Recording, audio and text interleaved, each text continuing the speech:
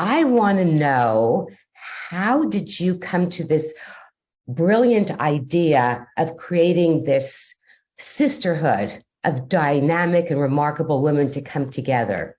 Was there a defining moment? There was a defining moment, but I didn't realize it at the time. And it happened 3 years ago, January 9th.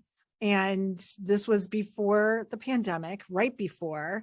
And I hosted a program actually for Rock Your Trade Show. You might remember that because you were a guest on that podcast also. For sure. And it was called EmpowHer.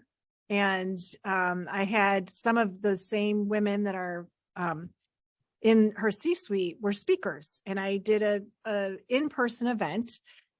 And we had 5 women and they were speaking, and I carefully curated the experience and women moving from person to person.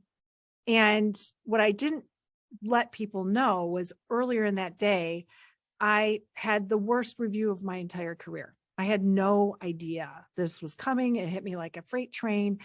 I spent most of the day in the car, like in and out of the car, like crying and sobbing. And then I had to host 55 women in my facility and pretend like everything was marching and everything was fine. And it really made me realize that all women need to feel valued, important, and never blindsided like that. That was just a terrible, especially I'm a rainmaker. So there wasn't a justifiable reason to make me feel that way on that day. And that I didn't realize it would be the starting point of me deciding at the end of 2020 to take a leap of faith.